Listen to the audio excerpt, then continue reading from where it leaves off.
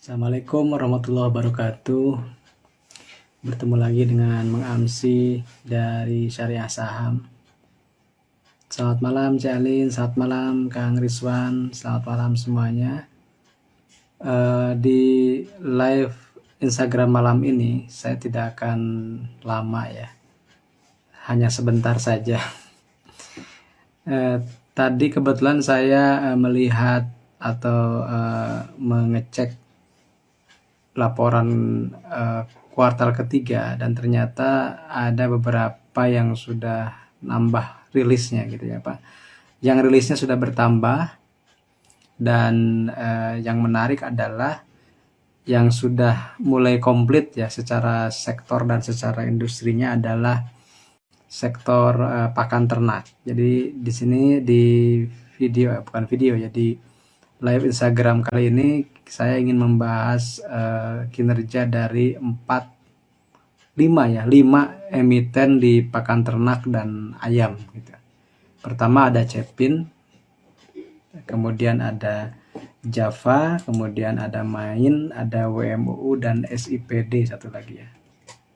Nah, kemudian untuk kita akan mulai dari Cepin dulu nih ceritanya ya. Cepin ini kebetulan baru merilis laporan keuangan kuartal ketiganya hari Jumat kemarin. Ya, hari Jumat ya. Hari Jumat. Jadi ini yang paling katakanlah paling telat di antara teman-temannya. Dan kita bisa lihat dari 5 emiten yang bergerak di kalau sekarang sih masuknya sektornya consumer non cyclicals, kemudian industrinya itu fish, meat and poultry. Jadi ikan, daging dan ternak ayam atau peternakan lah gitu ya. Dan dari sisi kapitalisasi kita bisa lihat bahwa Cepin ini yang paling besar ya, 99 triliun. Kemudian Java nomor 2 itu di 19 triliun. Kemudian ada WMUU itu 2,48 triliun. Jadi saya urutkan berdasarkan kapitalisasi pasar. Selanjutnya ada SIPD, Sria Sewu ya. SIPD ini dulunya Sierad ya. Itu 2,41 triliun. Dan terakhir Malindo Feedmill itu ada 1,6 triliun. Itu dari kapitalisasi dulu. Kemudian dari aset yang paling besar itu Cepin, kemudian Java, kemudian Main, kemudian SIPD dan terakhir WMU.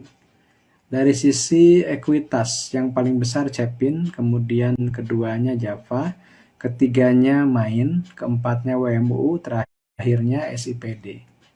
Kemudian dari sisi penjualan atau pendapatan ya. Pendapatan yang paling besar di kuartal ketiga 2021 adalah Cepin, itu 36 triliun. Disusul Java 33 triliun, kemudian Main hampir 7 triliun, kemudian SIPD 4 triliun dan WMU 2,2 triliun. Dari sisi laba bersih kita bisa mengecek bahwa Cepin 2,7 triliun, kemudian Java 1,6 triliun, kemudian baru WMU 144 miliar, kemudian Main 19 miliar, dan terakhir SIPD rugi. SIPD masih rugi 72 miliar gitu ya. Nah, dari sisi pertumbuhan kita lihat, saya bandingkan kelimanya ini. Dari sisi pendapatan yang paling tumbuh signifikan itu adalah WMUU 168%, kemudian disusul oleh Main ya 34%, kemudian SIPD 33%, kemudian Cepin 24% dan Java 23%, kenaikan dibanding periode yang sama tahun lalu. Dari sisi laba bersih yang paling fantastis kenaikannya adalah Java. Java ini naik dari 500 miliar menjadi 1,6 triliun. Jadi secara pertumbuhannya sekitar 216%, disusul oleh WMUU 178%, dilanjut oleh Main 126% karena Main itu dulunya rugi kemudian sekarang untung. Ini yang kita kenal sebagai istilahnya tuh turn around ya, turn around gitu. Berbalik arah, berbalik dari rugi jadi untung. Itu Main sekitar 125% dan Cepin 19%. Kemudian dari sisi rasionya sekarang ya. Kita lihat dari sisi rasio utang debt to equity ratio itu yang paling katakanlah paling aman itu justru Cepin ya, cuma 0,4 kali, kemudian WMU 0,8, baru ke Japa 1,4, kemudian Main 1,7 dan SIPD 2,3. Dari sisi profitabilitas ada return on equity, itu yang paling besar adalah Java 17%, kemudian WMU beda tipis 16,5%, setelah itu baru Cepin 15%, Main kecil ya cuma 1,24%. Nah, dari torehan hasil di kuartal ketiga ini, maka kita bisa lihat rasio PER-nya atau price to earning ratio-nya yang relatif murah adalah Java karena baru 8,9 kali. Kemudian WMUU 13 kali, Cepin 28 kali, kemudian Main 64 kali, dan SIPD minus ya karena rugi. Kemudian dari sisi VBV-nya yang paling katakanlah murah itu Main 0,8, kemudian Japa 1,6 kali, WMU 2,15 kali, SIPD 2,8, dan Cepin 4,11 kali. Jadi, secara umum kita bisa simpulkan bahwa yang mengalami pertumbuhan signifikan dari sisi laba dan penjualan itu adalah Cepin, kemudian Java, WMUU, dan Main. SIPD tidak. Kemudian kalau kita kaji lagi secara kuartalan, katakanlah Q2 dibandingkan dengan Q3 ya, dari mulai bulan April sampai Juni, kemudian Juli sampai September, maka kita bisa punya data Cepin ini mengalami penurunan sebenarnya secara laba bersih. Java pun demikian. SIPD apalagi Main paling besar penurunannya itu minus 300% secara kuartalan. Tapi ada yang menarik di sini, WMU justru naik 15%. Jadi kalau dari 5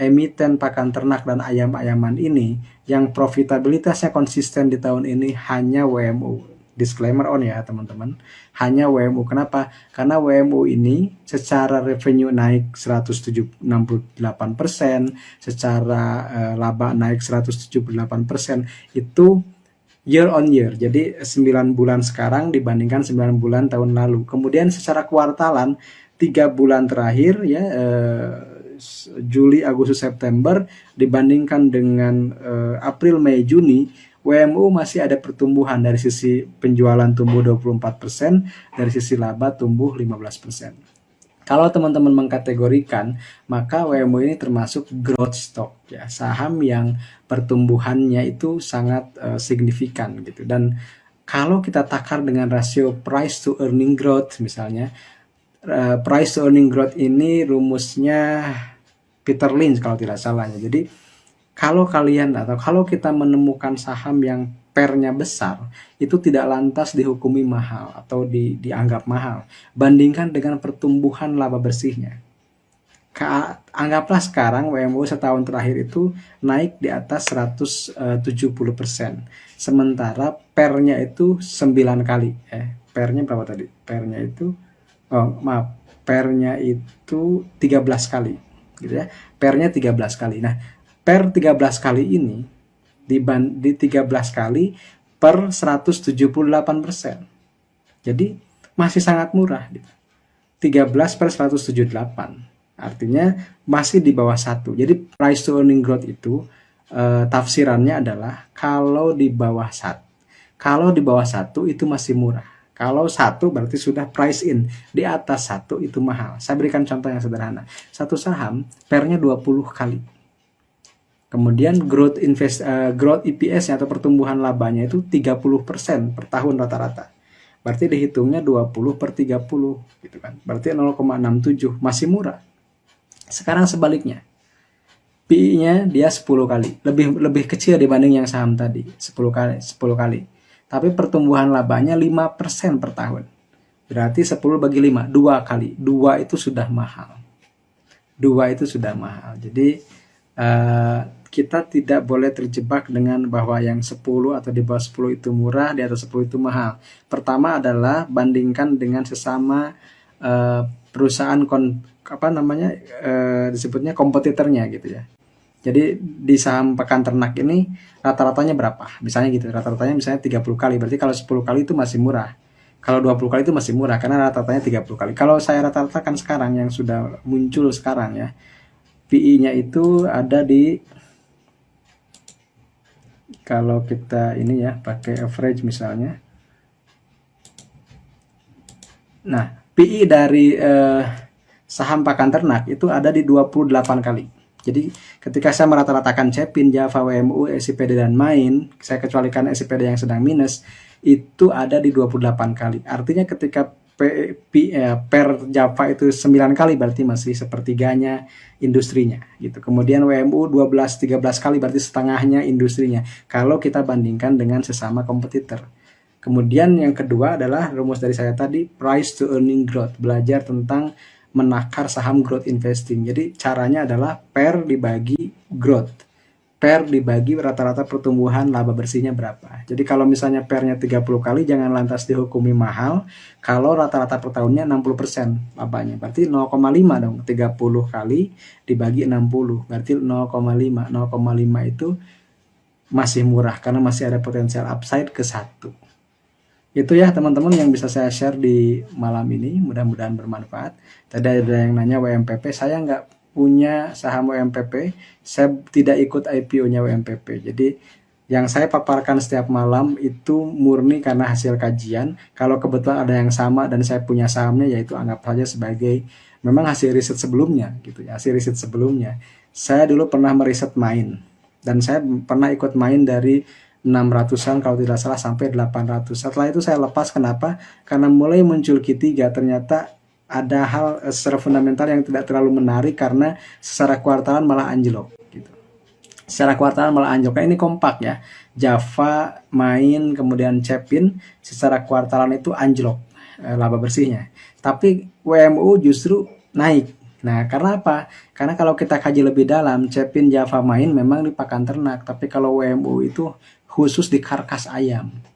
Khusus di karkas ayam. Tadi juga ada yang bertanya, Mang, kalau sekarang beli WMU gimana? Ya sekarang itu kan saya belum lihat chart ya. Tapi sekarang itu masih konsolidasi sebenarnya. Kalau kemarin sempat naik dari area 170-an, kemudian 180, sekarang ada di 190-an. Kalau mungkin jebol 200 itu akan lebih, tutup di atas 200 itu akan lebih menarik ya, karena mungkin di situ ada resisten juga. Secara teknikal ya, jadi secara fundamental WMU bagus gitu. Nah, nanti tinggal dikaji lagi oleh teman-teman secara teknikalnya bagaimana. Kita coba cek secara sekilas saja ya. Misalnya saya buka chart dulu untuk WMU ya. Dan saham itu kan nggak selamanya naik ya, pasti ada konsolidasi dulu. Nah, kalau saya lihat sekarang justru tertahannya itu di MA30 ya. MA30-nya itu ada di 191. Jadi kalau teman-teman selama ini 4 hari atau ya 5 hari terakhir, 5 hari terakhir saya lihat low-nya ada di 191 ya, itu sangat kuat sekali. Jadi sekarang sedang membentuk konsolidasi antara 191 sampai ke berapa nih, berapa, maaf ini chartnya 30 menit ternyata ya, saya ganti dulu nih time frame-nya daily dulu. Nah, kalau kita lihat dari sini, ini hariannya ya, ada di 186 itu, supportnya 186, kemudian resistennya 200. Jadi kalau tadi saya menyebutkan dalam jangka pendek kalau di atas 200 dia sanggup bertahan ya, kemungkinan itu menarik ya kalau menurut saya. Apalagi kalau sudah tembus 204 itu lebih menarik lagi.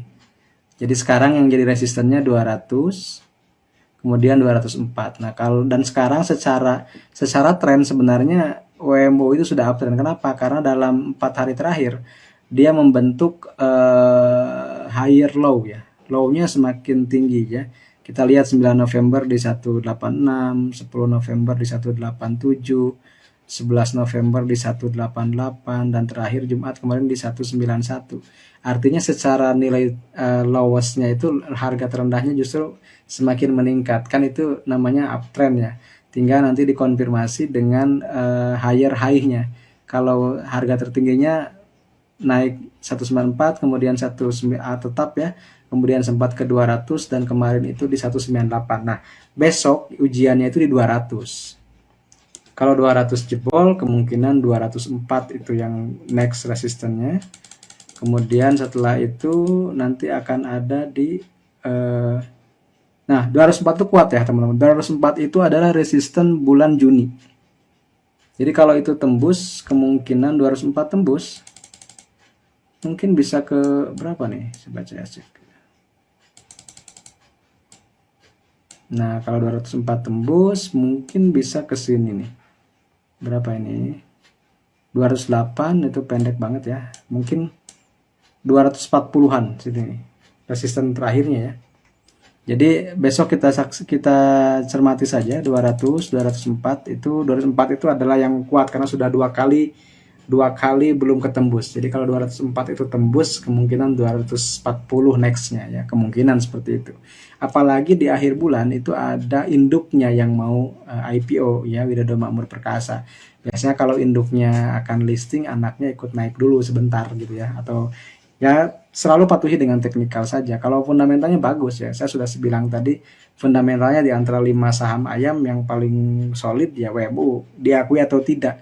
Terlepas orang bilang ini saham gorengan kah atau ini saham titipan atau apapun namanya, yang penting secara fundamental sudah bagus. Dan kebetulan saya pernah menjadi reviewer untuk kinerja WMUU dengan bareng dengan shift dengan direksinya, dan saya mengatakan waktu itu 400-an itu nilai wajarnya. Kemudian si Mas Andi waktu itu dari WMU juga bilang, Mamsi, kami targetnya 4 kali lipat naik, atau 4 kali lipat atau 400 miliar, saya lupa ya, pokoknya ada angka 4-nya gitu. Pokoknya di akhir tahun itu kami menargetkan sekian ratus persen kenaikan laba bersih dan sekian ratus persen kenaikan penjualan. Dan sekarang baru 9 bulan saja itu sudah terbukti.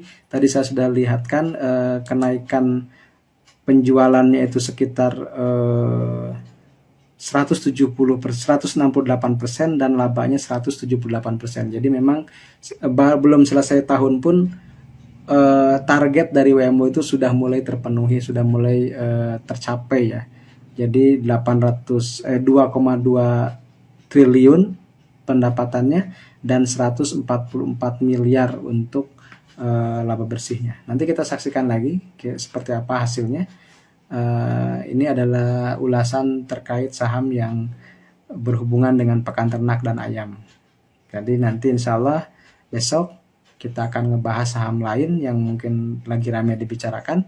Untuk malam ini saya idenya ngebahas ini karena kebetulan barusan saya baru mengentry laporan dari Caroen Pokpan. Jadi mudah-mudahan bermanfaat buat teman-teman semua. Terima kasih teman-teman atas perhatiannya. Sampai jumpa insya Allah besok atau Selasa. Tergantung saya seluangnya kapan. Yang penting tetap semangat dan tetap jaga kesehatan. Terima kasih. Saya Mamsi dari Syariah Saham. Assalamualaikum warahmatullahi wabarakatuh.